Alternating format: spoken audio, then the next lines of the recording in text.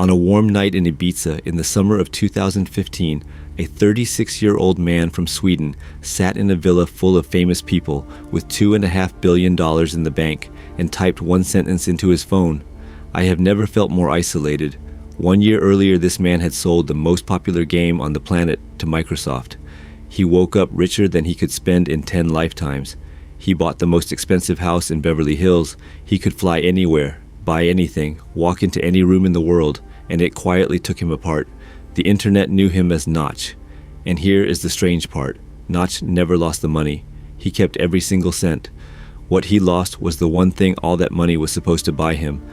This is the story of how getting everything you ever wanted can be the worst thing that ever happens to a person. Before the billions, before the mansion, Markus Persson was just a shy kid in Stockholm who was happiest when nobody was looking at him. His parents split up when he was young. Money was tight, and home was not always a calm place. But when Markus was 7 years old, his father brought home a computer, and something in his brain clicked into place. By 8, he had written his first little program.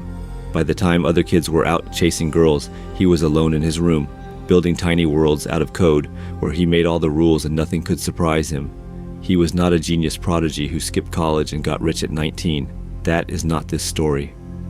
Markus spent his 20s as a normal working programmer, sitting in normal offices, writing software for other people's companies and going home at night. He was good, he was not special. For years, the most interesting thing about him was the game he kept tinkering with after hours, the one his bosses never saw. In 2009, in his spare time, Markus started building a game about digging and stacking blocks. No story, no flashy graphics. It looked like something from 20 years earlier, a world made of clumsy cubes and pixelated dirt. Every big game studio would have laughed it out of the room, so he did not show it to a big game studio. He put a rough, unfinished version online and let people pay a few dollars to play it while he was still building it. And then the strangest thing happened. People did not just play it, they fell in love with it. There was no marketing, no ad budget, no celebrity launch, just one quiet man posting updates from his apartment, and a game that spread from friend to friend like a rumor. They called it Minecraft. Players built castles, then cities, then working computers inside the game. Kids who hated reading would spend 6 hours figuring out how to wire up a door. By the time Markus realized what he had, it was already too big to control.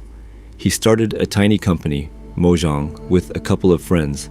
Within 2 years, Minecraft had sold millions of copies. The money stopped looking like a paycheck and started looking like a flood. Here is the math that broke his old life apart. Minecraft did not sell a few 100,000 copies. It went on to sell hundreds of millions, becoming the best-selling video game ever made, beating games with budgets 1,000 times larger.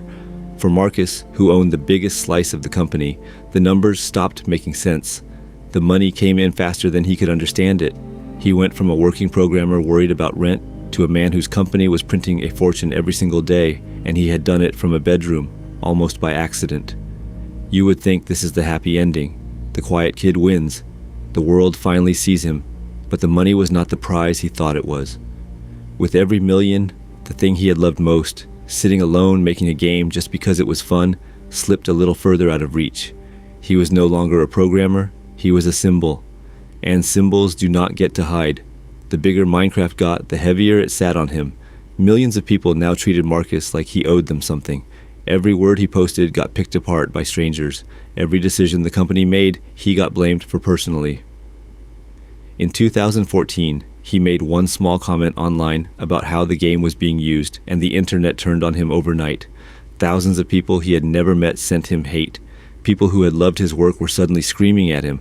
And for a man who became a programmer precisely because he wanted to be left alone, this was a special kind of nightmare. So Markus did something that shocked everyone. In the middle of running the most successful game on Earth, he typed out a public message that read, more or less, anyone want to buy my share of Mojang so I can move on with my life. He was not bluffing, he meant it. He had built a fortune and he wanted out of it. He wanted his quiet life back. And there was exactly one kind of buyer, big enough to make that wish come true. Microsoft was watching, and Microsoft had the checkbook. In September of 2014, Microsoft agreed to buy Mojang for $2.5 billion. Because Markus personally owned 71% of the company, his share came to about $1.7 billion in a single transaction. Even after Sweden took roughly $500 million in taxes, he walked away with more than $1.5 billion in cash. Not stock that might go up or down someday.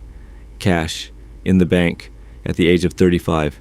In one afternoon, Markus Persson became completely, permanently free. Free from money worries forever. Free to never work another day. Free to wake up whenever he wanted, go wherever he wanted, and answer to absolutely no one for the rest of his life. Every kind of freedom a human being can buy, he now owned outright. He had spent his whole life trying to escape into a room where nobody could reach him. He had finally bought the biggest, most beautiful room in the world, and that is where the real story begins. With more cash than he could ever spend, Markus set out to buy happiness the only way he knew how. He bought it in bulk. A few months after the sale, he spent $70 million on a mansion in Beverly Hills. Not just any mansion. He outbid Jay-Z and Beyoncé for it, and it became the most expensive home ever sold in that city at the time. It had a candy wall stocked like a store.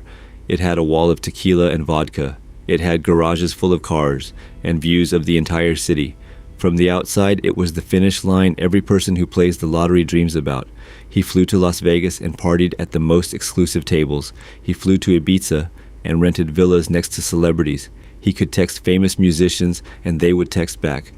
Anything he had ever been told would make a man happy, he now had, in quantities most people cannot even picture.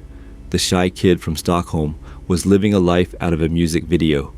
And slowly, quietly, in the middle of all of it, something started to go very wrong. In August of 2015, surrounded by all of it, Markus opened his phone and started telling the truth in public.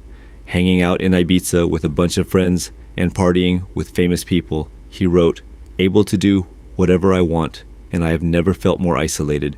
Then came the line that cuts deeper than any of it. "The problem with getting everything," he said, "is that you run out of reasons to keep trying, and human interaction becomes impossible due to imbalance."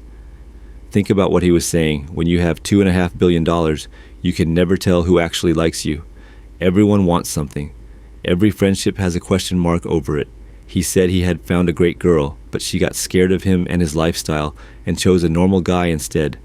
He said the people who used to work with him at Mojang felt like they hated him now. He said he would sit in Sweden, watching his own reflection in a computer monitor, waiting for friends with normal jobs and families to have a free hour for him. He had bought total freedom, and freedom turned out to be a very lonely place. There were no more goals, because he could buy any goal instantly. There was no more struggle, and it turned out the struggle was the part that had given his life shape. The digging and building that he loved had a point only because it was hard. Take away every limit, and the game stops being a game. There is a detail in this story that most people miss, and it might be the saddest part of all.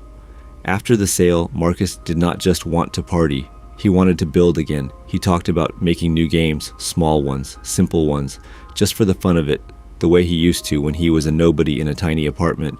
But it never happened. He started things and walked away from them. He tinkered and lost interest.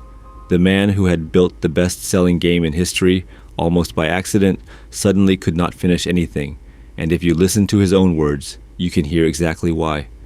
The thing that had made Minecraft work was never just the code, it was the hunger. Back then, he needed it to work. He had something to prove and a life he wanted to escape. Every late night meant something because the stakes were real. Now there were no stakes. He could fund any idea instantly, hire any team, fail 100 times and never feel it. And it turned out that a dream with no risk attached is not a dream at all. It is just a hobby you keep losing interest in.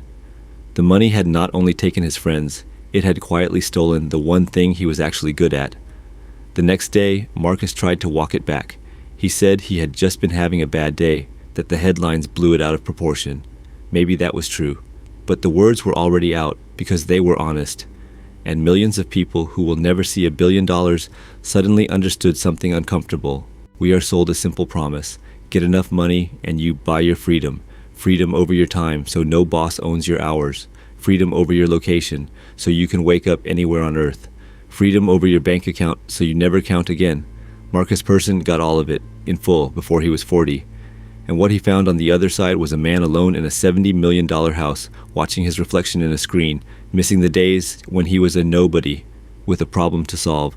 Money is real, the freedom it buys is real, but it cannot give you a reason to get up in the morning, and it cannot make another person trust that you are loved for who you are. and not for what you have. Those things are not for sale at any price.